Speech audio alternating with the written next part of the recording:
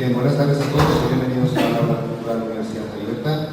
Les doy la bienvenida en nombre del profesor de Campus de Ciudad Real y Cooperación Cultural, Francisco Alía, al que le ha sido imposible venir porque, bueno, como bien sabes, Mari y Francisco Turrillo había tenido con la Diputación un compromiso esta tarde, hemos sentido homenaje a Jesús Garrido y era un compromiso que ya estaba desde hacía tiempo. Bien, quiero agradecerles sin más su presencia. Este primer ciclo de conferencias organizado por la Cofradía, por la Hermandad de las Penas, y cedo la palabra sin más a Mar Rodríguez como coordinadora y auténtico espíritu impulsor, y ya verán por qué, de la actividad de que realiza. Gracias. Señoras y señores, buenas tardes y lo primero, gracias por su asistencia. Es para mí un placer participar en la presentación y organización de este primer ciclo de conferencias de Semana Santa. Ya hace un tiempo nuestra Junta de Gobierno pensó en unir el mundo cofrade y el mundo de la universidad, el mundo científico. Para ello pronto nos pusimos en contacto con el Vicerrectorado del Campus de Ciudad Real y de Cooperación Cultural y sus responsables, el Vicerrector, don Francisco Alía Miranda, y el coordinador de actividades culturales, don Juan José Pastor Comín, aquí presente con nosotros, a quienes queremos agradecerles personalmente y de corazón su ayuda y colaboración. Estos muy pronto nos dieron una respuesta afirmativa y comenzamos a trabajar conjuntamente en el proyecto. Nosotros pensamos en los ponentes, en los temas apropiados para ello, y ellos nos proporcionaron la infraestructura y los medios necesarios para ello. Gracias a esta colaboración se va a poder celebrar por primera vez en nuestra ciudad un ciclo de conferencias de carácter plenamente científico sobre Semana Santa. Así comienza este primer ciclo de conferencias que, gracias a la inmensa ayuda prestada por la Universidad de Castilla-La Mancha y de su vicerrectorado, esperamos que no sea el último.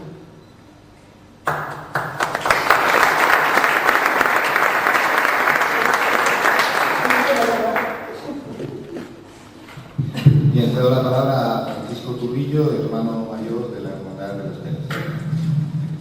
Pues muchas gracias. Señoras y señores, cofrades y amigos todos, mil gracias por asistir a este ciclo de conferencias que la Hermandad del Señor de las Penas ha organizado para conmemorar su 15º aniversario fundacional. Parece que fue ayer cuando Jesús de las Penas, acompañado por su hermandad, recorrió por primera vez Ciudad Real la fría madrugada del 3 de abril de 1993. Y ya son 15 años de una vida de altibajos, éxitos, pero con una firme devoción al Señor y una inquebrantable colaboración y pertenencia a la Iglesia.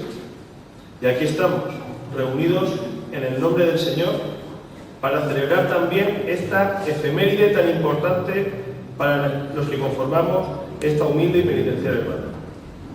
No me queda nada más que agradecer infinitamente a la Universidad de Castilla-La Mancha, concretamente al Vicerrectorado de Actividades Culturales y a sus responsables, al Vicerrector don Francisco Alía Miranda y a Juan José Pastor Comín, que lo tenemos aquí.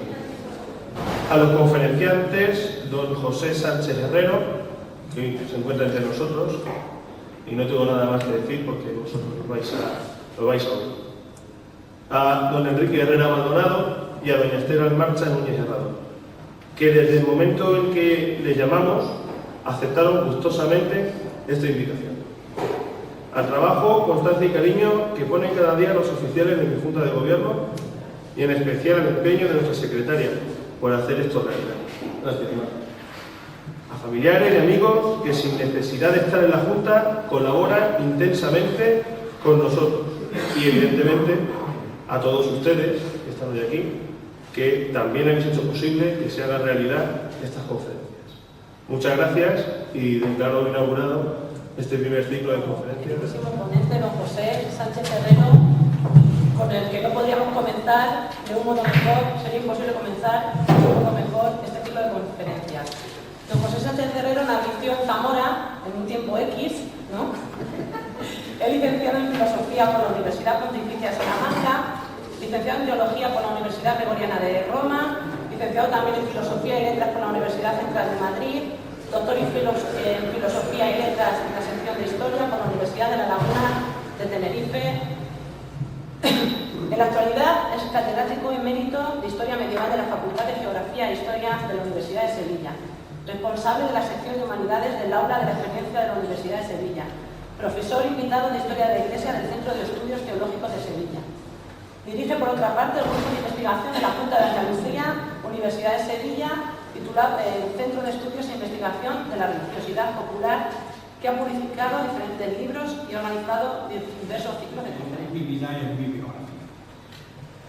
Voy a hablar, a inaugurar este ciclo de conferencias que con tanta ilusión pues, me han organizado, y voy a hablar de un tema sobre el cual yo he trabajado bastante y que me ha preocupado mucho, que es sencillamente esto, el origen de las cofradías de Semana Santa o de Pasión en la península ibérica.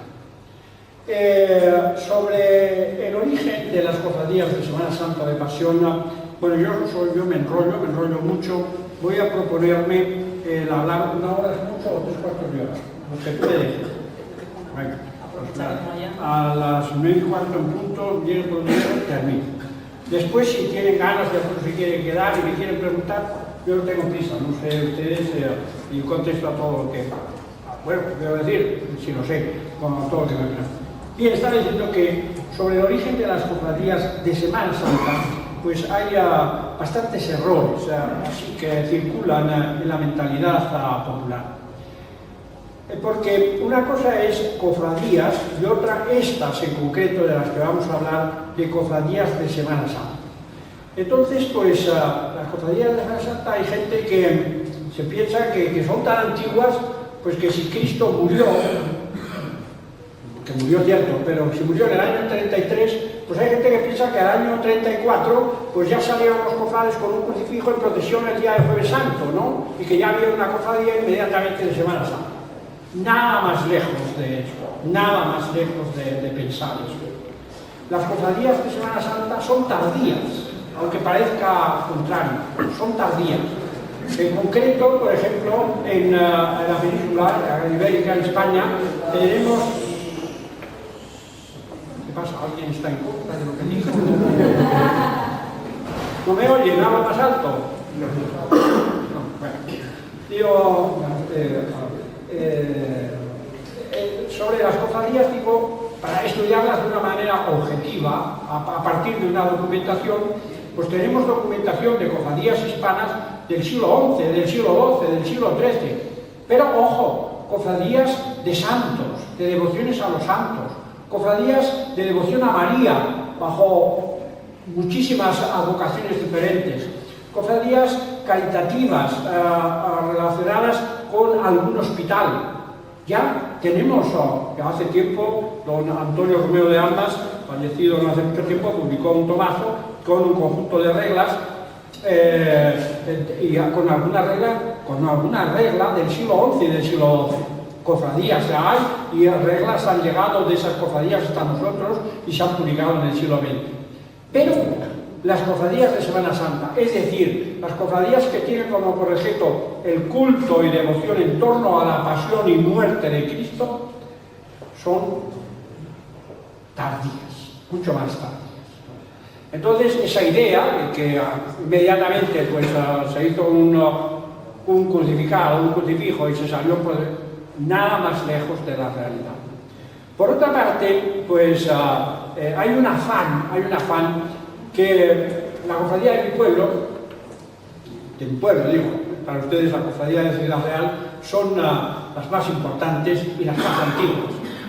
Esto es normal, que cada uno defienda esto, ¿no? O sea, que para mí, pues yo no soy de Zamora, soy de un pueblo de Zamora, Cañices, pues desde niño he vivido las cofradías de Semana Santa de mi pueblo, la Veracruz, pues esa es la cofradía más grande que hay en el mundo entero. Y a todos nos ocurre lo mismo, esto es normal, yo lo acepto. Pero en ese afán de que la cofradía de mi pueblo tiene que ser la mejor y la más antigua, se llega también a caer en alguna tontería.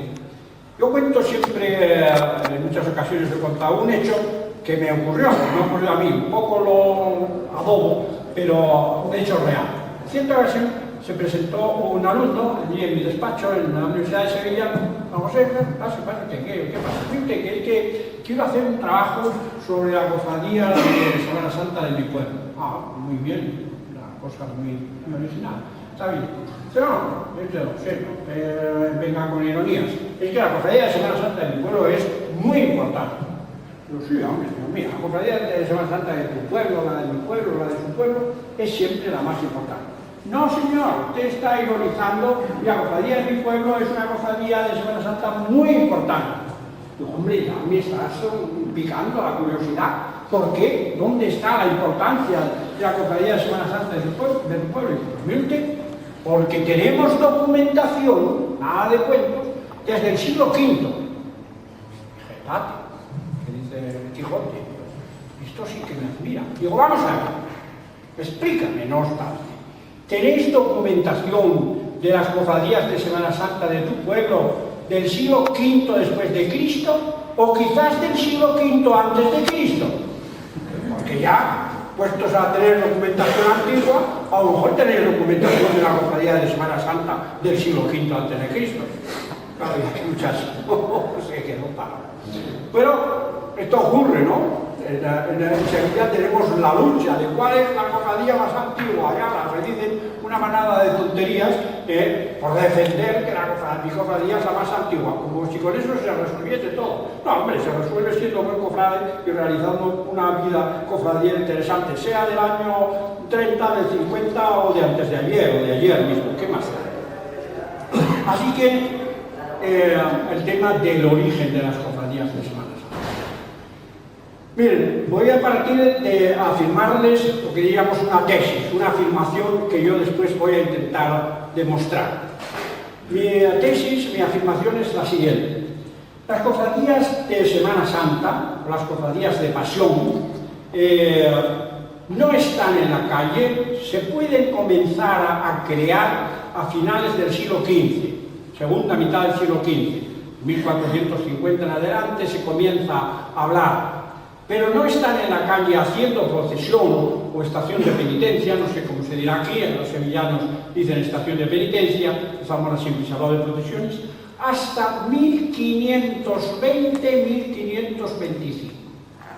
No hay, que yo conozca, y ya he visto muchas reglas, he publicado de Andalucía, lo ha citado Mar, un pequeño error porque no son 90, son 120 reglas, 119 de cofradías andaluzas de los siglos XIV, XV y XVI, pues con una cofradía de Semana Santa anterior, con procesión en la noche del jueves al Viernes Santo, anterior a 1520-1525.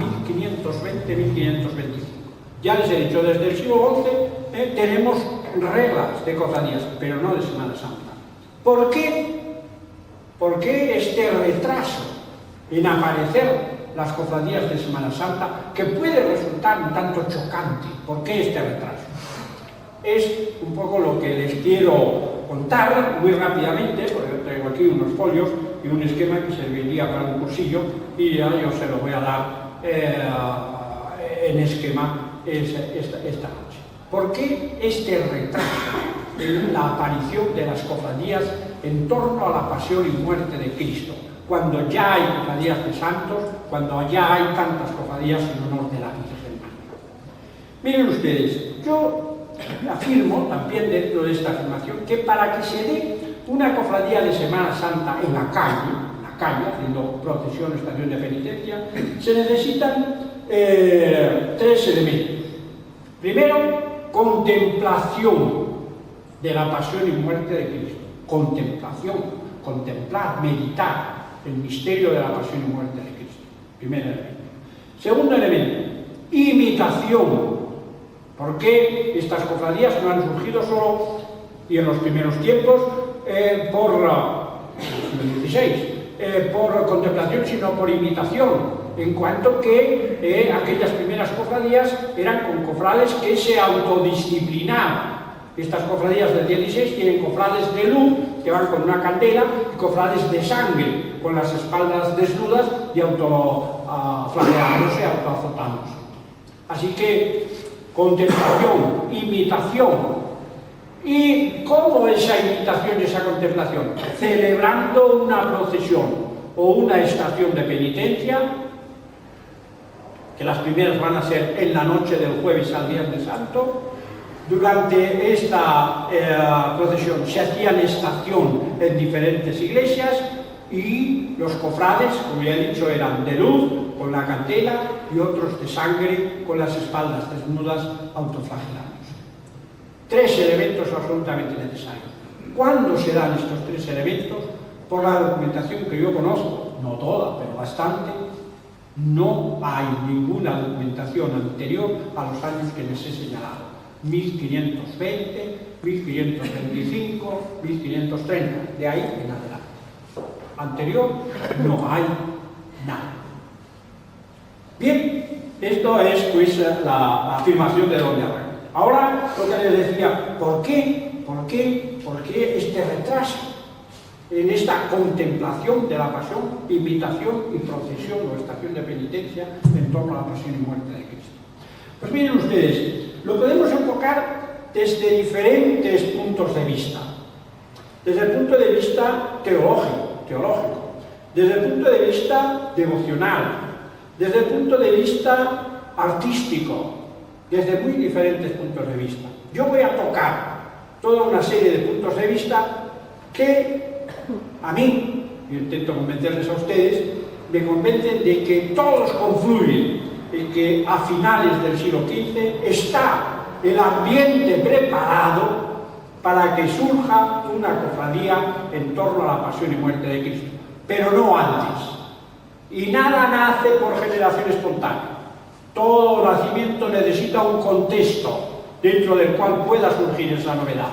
Las cofradías de Semana Santa en torno a la pasión y muerte de Cristo han necesitado un contexto que se pueda contemplar la muerte de Cristo, la pasión y muerte de Cristo, que se pueda contemplar con toda entereza que Cristo es hombre, y porque es hombre puede sufrir y morir. Si no fuese hombre, si no hubiese sido hombre, no sufría, no moría. Si solo fuese Dios, no sufre, no muere. Dios no muere.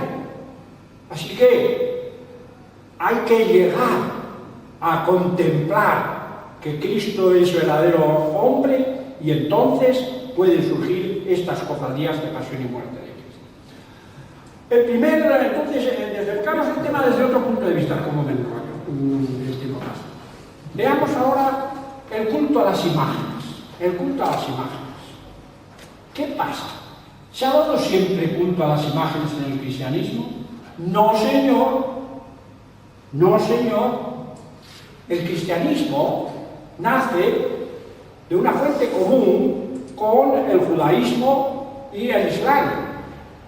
El cristianismo nace del judaísmo, el judaísmo admite el Viejo Testamento, el cristianismo Viejo y Nuevo Testamento, luego en 622 aparece Mahoma y el Corán, pero dice que procede de Abraham, de la misma fuente.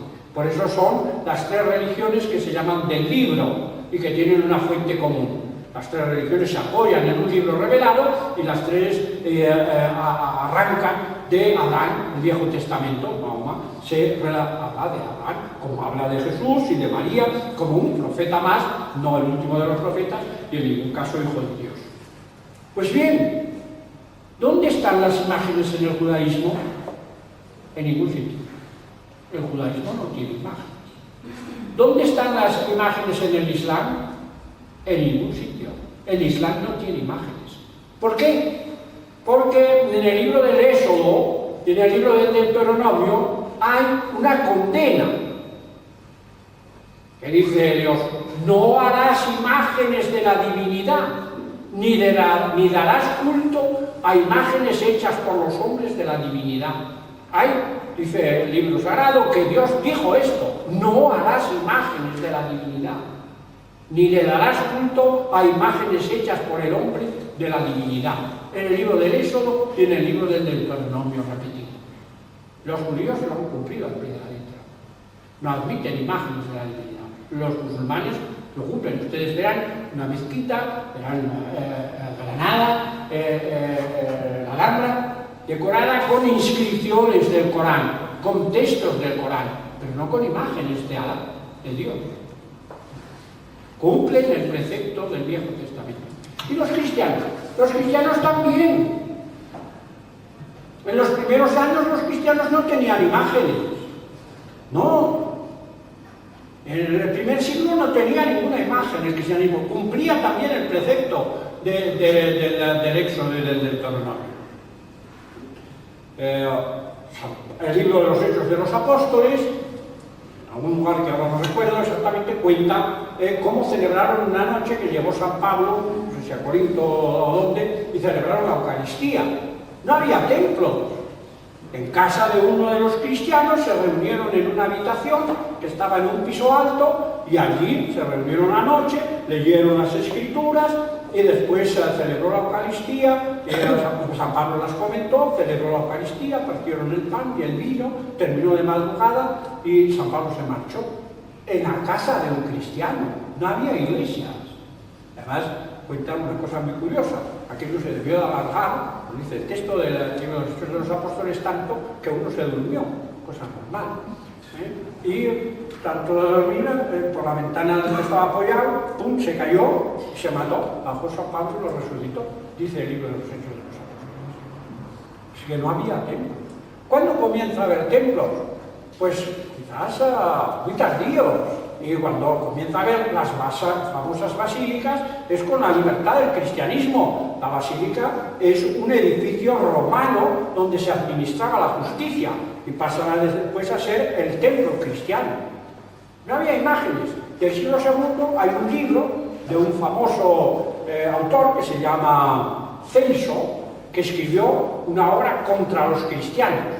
Y un autor cristiano, muy famoso de este siglo, Orígenes, le contestó. Y uno de los argumentos que utiliza Celso en contra de los cristianos dice: ¿pero qué religión es esta del cristianismo? No tienen templos, ni altares, ni aras, ni imágenes. Los romanos, la religión romana, está llena de templos a los diferentes dioses y tenemos aras y altares e imágenes de los dioses. ¿Qué religión es esta de los cristianos que no tiene templos, ni aras, ni altares, ni imágenes? En el siglo II, sí que también los cristianos comenzaron, como para al año siguiente de la muerte de Cristo, sacar un crucifijo. Estamos en el siglo II y se critica al cristianismo porque no tiene imágenes. Y en las catacumbas comienzan a haber unas imágenes, pero son todas simbólicas,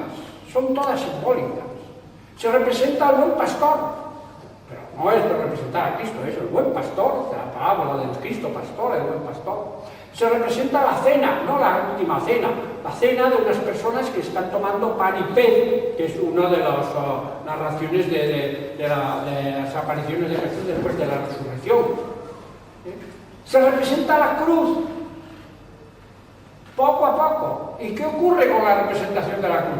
Pues ocurre que en estos primeros siglos no se tenía noción y no se aceptaba el sentimiento de pasión, de muerte y de dolor. Cristo había vencido, era lo que había hecho Cristo, había vencido. En la cruz sí, pero había vencido. Entonces representan la cruz, una cruz griega, de 4 lados iguales. Pero como lo que representan es la cruz victoriosa, de la cual habla el Apocalipsis, que vendrá al final de los tiempos de nuevo como símbolo de Cristo vencedor, pues claro, representar la cruz, no, esto es señal de pasión, no, queremos representar la victoria de Cristo. Representan la cruz alada, la svástica nazi, la encuentran en las catacumbas. No, bueno, pero ¿qué hace aquí en la svástica? Porque la representan los cristianos en el siglo II, en el siglo III, porque están representando una cruz victoriosa, donde Cristo ha vencido a la muerte, donde Cristo ha sufrido por los hombres, por la humanidad y por su pecado. Pero la victoria, no la muerte. Entonces, una cruz alada, la svástica. Y así son las primeras representaciones simbólicas. Después se representa a Cristo Maestro, a Cristo Doctor, a Cristo, que son imágenes simbólicas del emperador, ahora pues aplicadas a Cristo, Cristo Maestro, Cristo Doctor, Cristo Señor, Cristo Señor. O se representa el Cordero. Ustedes visitan pues, a iglesias romanas o iglesias románicas, allá en los ábsides nos encontramos arriba el Cordero, que es el que habla el Apocalipsis, el Cordero Inmaculado, representación de Cristo, Cordero que ha sufrido por los hombres. Y encima de él una cruz. Pero son representaciones simbólicas. Hasta el siglo V no tenemos ninguna representación de crucificado. Tenemos cruces, ya he dicho, aladas. Pero hasta el siglo V no hay representación de crucificado. Las primeras representaciones del crucificado que tenemos, una está en el British Museum, un Cristo clavado, joven, lleno de vida, está muerto pero no está muerto, y en la puerta de madera de la iglesia de Santa Sabina de Roma hay otra representación de Cristo en la cruz. Del siglo V no hay representaciones del crucificado anteriores al siglo V. Créanme que les digo la verdad. Pero, fíjense, estamos en el siglo V, pero es que es todavía peor. En los siglos finales, bueno, todo el siglo VIII, desde el año 730 y los primeros años del 800 hasta 820, se produjo una guerra en torno a si se podía dar culto a las imágenes de Cristo y de los santos o no se podía dar culto a las imágenes de Cristo y de los santos. ¿Me oyen ustedes? ¿Cómo iban a sacar las imágenes a darles devoción si hay hasta una guerra? Fue fundamentalmente en Oriente, donde estaba muy desarrollado el cristianismo, pero también se aplicó Occidente. También en tiempos de Carlomagno, emperador en el año 800, que recibe estas ideas y también las va a aplicar en Occidente. Una guerra, ¿no? La guerra de las imágenes, con dos grupos, dos partidos, los partidarios del culto a las imágenes, llamados con una palabra griega iconódulos, porque en Oriente es el icono, la pintura, o los partidarios de eliminar las iglesias, los iconoclastas. ¿Y quiénes estaban en estos grupos? Pues iconoclasta era el emperador, que era el máximo teólogo. En el año 730, León III, me parece que emperador de Constantinopla. El emperador, a la nobleza, y otro, pero el emperador metido en estas cuestiones. ¿Y quiénes eran partidarios del culto a las imágenes? Los monjes.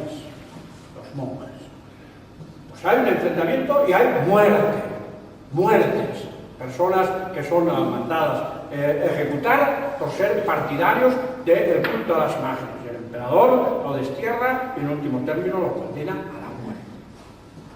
Y esto ya digo, fue fundamentalmente en el Imperio Romano de Oriente, pero salpicó a Occidente. Carlomagno, el nuevo emperador de Occidente, le mandan las noticias del Concilio II de Nicea y pues sí, esto hay que tenerlo en cuenta.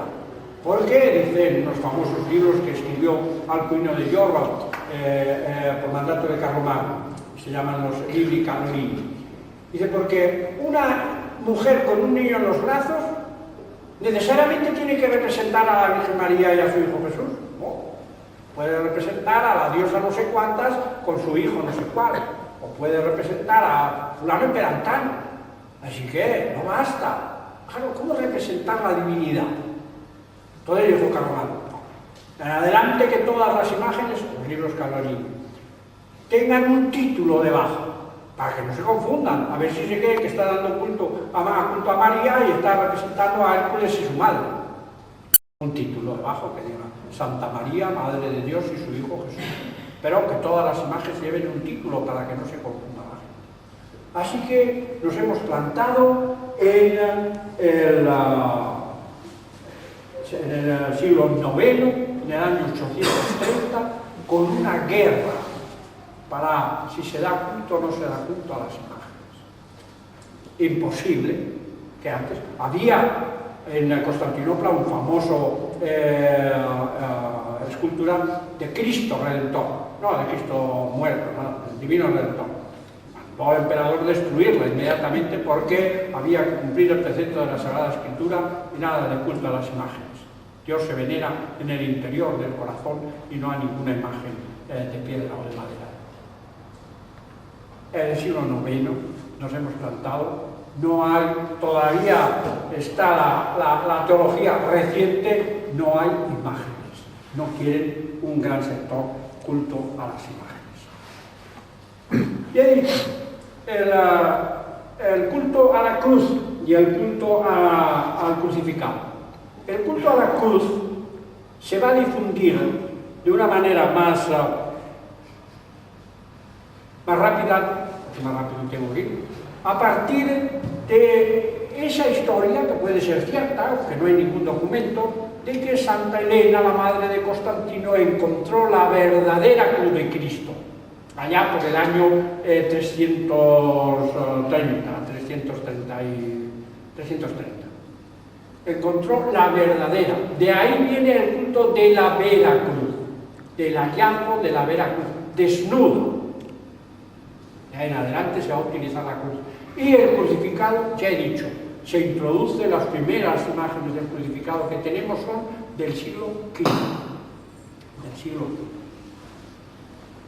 Bien, entonces hay cofradías de la Veracruz, pero en este sentido, yo encontré, y ya estaba publicada desde finales del siglo XIX, una regla de la cofradía de la Veracruz, pues no sé, de Murviedro me parece que es, de un lugar de Valencia, del año 1333-1338.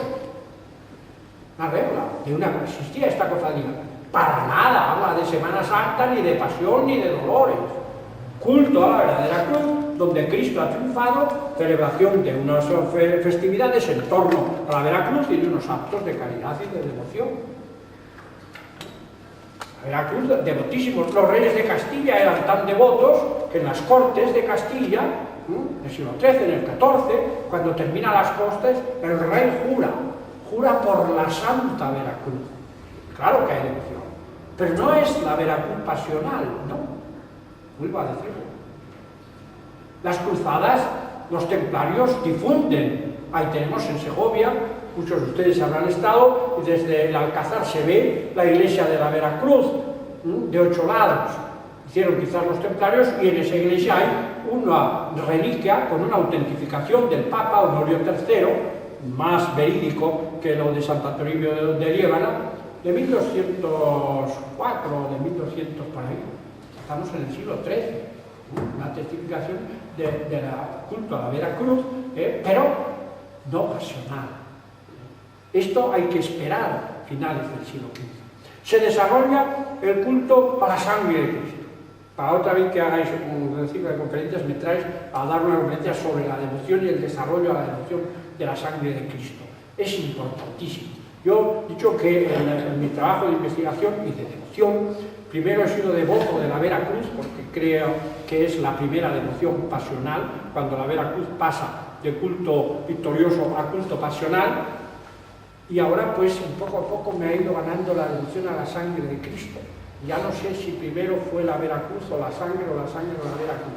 En algunos casos, como ocurre en Sevilla, la cofradía de la Veracruz se llama de la Veracruz y sangre de nuestro Señor Jesucristo.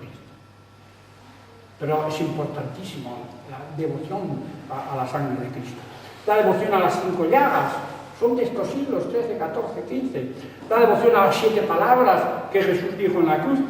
El Via Crucis, bueno, hay una reyerta. Cada uno de estos temas es por una conferencia. ¿Cuándo nace el Via Crucis? Si nace en Bélgica, pero algunos dicen que nace en Córdoba, que fue un dominico, Fray Álvaro de Córdoba, que era de Zamora. Pues el primero que allá por el año 1425, estamos en el siglo XV, celebra el Via Crucis, que es contemplar los diversos pasos o momentos de la Pasión de Cristo desplazándose de un lugar a otro. Y en el convento que tienen los dominicos, aún en la Sierra de Córdoba, en Escalaceri, pues allí él hizo una serie de montículos y contemplaba la Pasión de Cristo moviéndose de un montículo a otro. Y ahí se origina el Via Crucis, en el siglo XV. En el siglo XV. Así que, entonces sí, las imágenes, claro, las imágenes afloran. En el gótico comienzan esos Cristos desgarrados, muertos, sufrientes, retorcidos, que casi inspiran miedo por el dolor. Y junto con el crucificado comienzan a aparecer todas las imágenes en que aparece Cristo, la devoción a la sangre, desnudo o semidesnudo, sangrante. ¿Cuáles son esas imágenes que primero aparecen? Pues la flagelación, el eceomo, yo no sé, aquí en Sevilla hay mucho, el Cristo de la humildad y paciencia, que es el Cristo que llega al Calvario y al llegar al Calvario lo desnudan y está sentado en una roca esperando que lo crucifiquen. Pero es un Cristo desnudo, sangrante. Después vendrá la devoción a la piedad, pero ya menos, porque es un Cristo muerto. El Cristo que verdadero sangra es el Cristo vivo, a la piedad, y el Cristo en el sepulcro.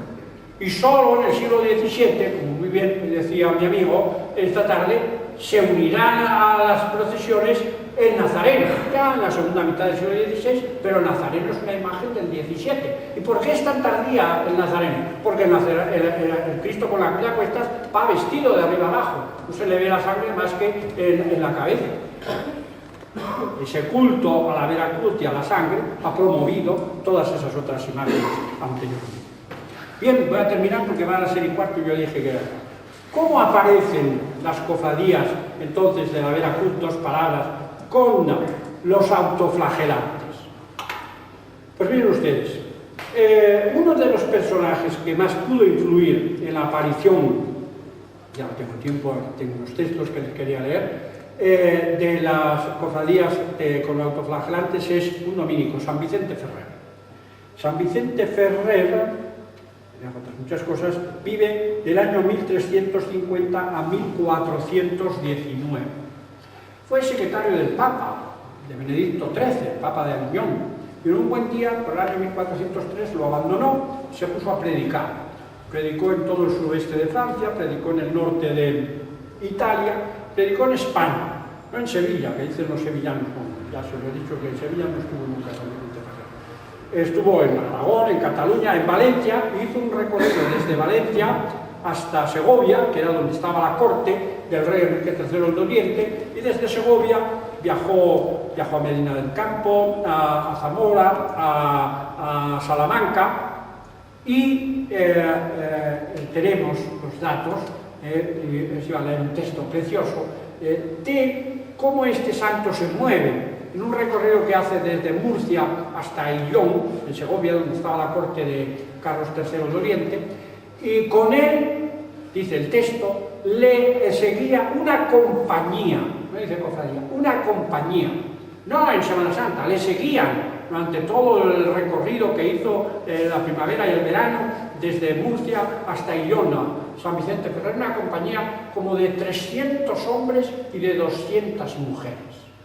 Y San Vicente Ferrer les predica que se autoflagelen en casa, no en la calle, en casa. Cuando estén como un acto de penitencia, se disciplinen, se autoflagelen. Así que, sin duda, este santo pudo traer a España esta devoción de la disciplina de la autoflagelación y de la cofradía o compañía que se autoflagelaba. Pero por aquellos que van a comenzar a aparecer.